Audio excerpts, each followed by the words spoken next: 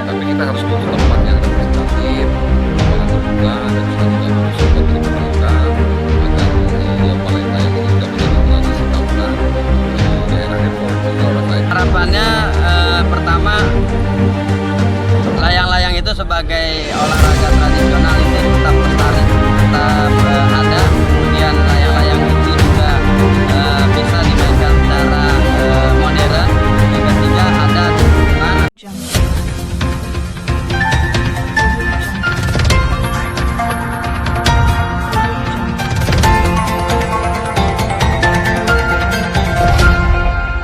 Dalam rangka melestarikan olahraga permainan tradisional layang-layang atau biasa disebut layangan, Hasbullah Rahmat menggelar turnamen bertajuk Turnamen Layang-Layang Bang Has yang digelar di Tanah Merah Sukmajaya. Dalam kesempatan ini, Ketua Panitia Turnamen Layang-Layang, Jaya Saputra mengatakan bahwa turnamen ini dilakukan setiap setahun sekali dengan memperhatikan musim ataupun cuaca. Kita biasanya menggelar turnamen atau lomba layang-layang sangat memperhatikan perkiraan cuaca. Tidak mungkin juga kita gelar lomba dengan kondisi musim hujan, ujar Jaya Saputra kepada awak media Minggu, tanggal 27 Agustus tahun 2023. Lebih lanjut, Jaya mengatakan banyak komunitas layang-layang di kota Depok dan sekitarnya yang mengikuti turnamen layang-layang Bang Has kali ini. Turnamen ini digelar selama 2 bulan, yakni Agustus dan September dengan total peserta mencapai 128.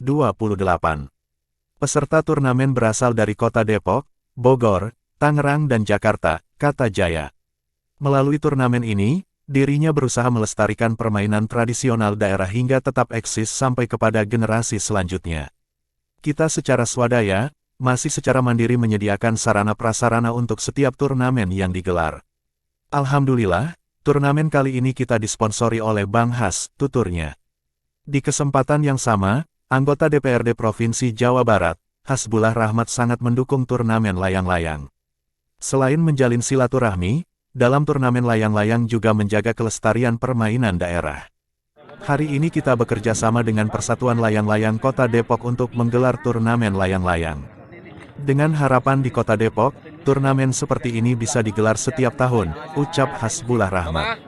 Ketika ini dilombakan, tambah Hasbullah, bisa menarik pelaku UMKM lainnya untuk turut serta memeriahkan setiap turnamen ataupun perlombaan layang-layang.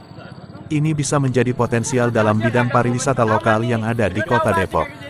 Kita butuh tempat yang pretentatif untuk gelarannya dan bisa menjadi agenda rutin pariwisata. Dengan 27 kota, kabupaten yang ada di Provinsi Jawa Barat, berlomba layang-layang di sini, Kota Depok berarti memerlukan tempat penginapan dan lainnya. Berarti perekonomian bisa tumbuh, jelas Hasbullah. Hal seperti ini harus bisa dibina sebagai cabang olahraga hiburan. Dan perlu support dari pemerintah kota untuk bisa melestarikan permainan tradisional ini. Kalau tidak disupport, maka anak cucu kita tidak mengenal permainan ini. Harapan saya, pemerintah kota Depok dapat menggelar perlombaan se-Jawa Barat, pungkas Hasbullah. Mana itu lah ya? Ya. Ya, masih diadu.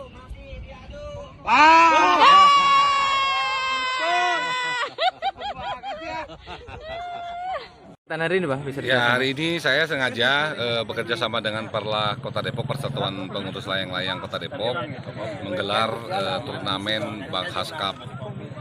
Ya, saya berharap ini bisa digelar setiap tahun karena pertama peminatnya banyak, penghobinya banyak. Yang kedua, kita pengen melestarikan layang-layang ini agar terus ada gitu. Dan ketika ini dilombakan, maka tarikannya adalah ke UMKM. Orang bikin layangan, orang punya usaha gelasan, orang warung kopi itu kan misalnya ikutlah ke bawah lah gitu. Nah, cuman harapan saya memang tentu kita pengen lomba layang-layang ini juga bisa membawa nama baik Kota Depok, baik kita sebagai tuan rumah maupun kita mengirim delegasi keluar.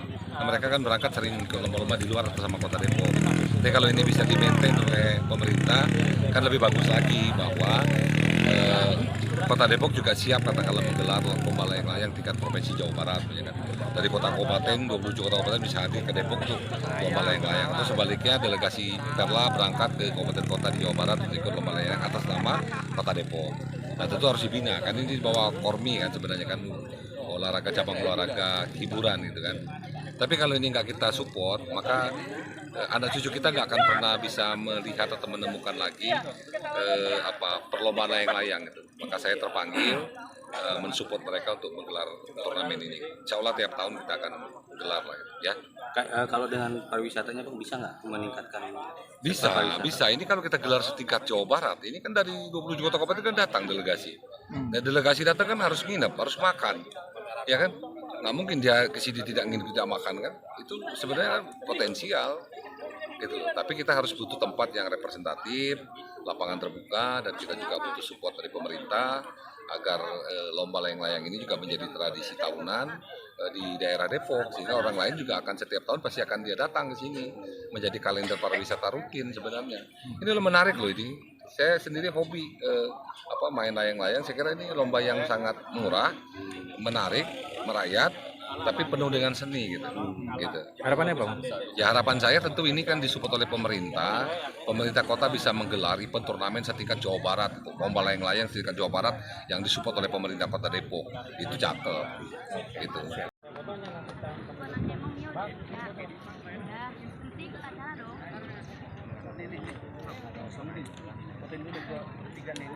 Nama siapa? Nama saya Jaya Saputra.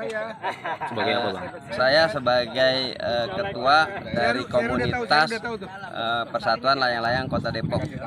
Kalau kegiatan hari ini apa sih? Kalau kegiatan hari ini kebetulan ada turnamen layang-layang yang temanya adalah Hasbullah Cup, di mana jumlah pesertanya ada 128 orang dengan sistem kompetisi penuh. Dengan sistem kompetisi penuh, jadi putus tidak main, kemudian kalau menang diadu dengan yang menang kembali.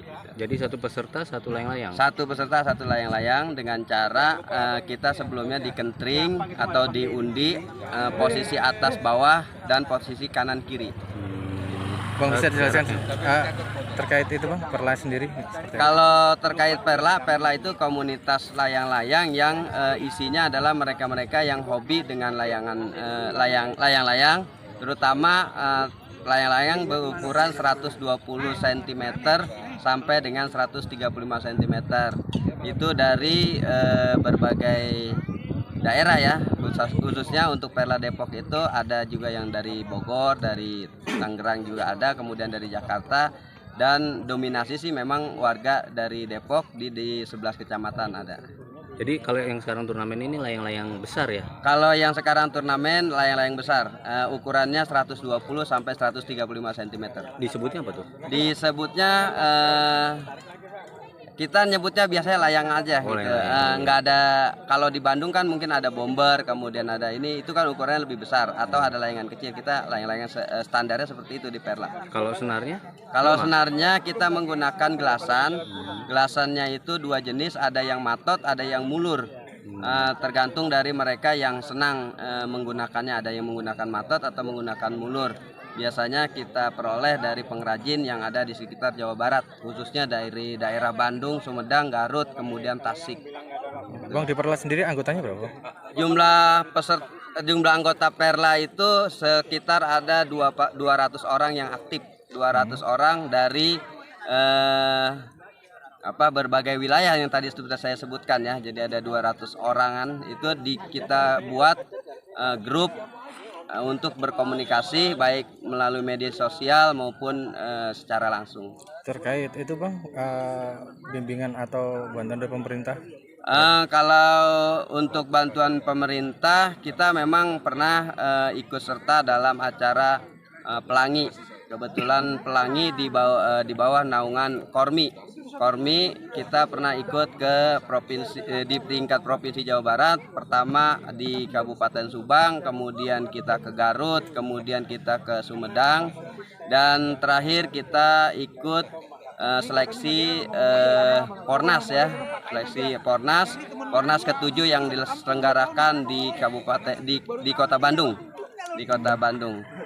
Itu kemudian memang kita ini swadaya, jadi masih secara mandiri untuk menyediakan sarana prasarana pertandingan gitu atau permainan itu masih swadaya gitu. Kalau turnamennya berapa lama?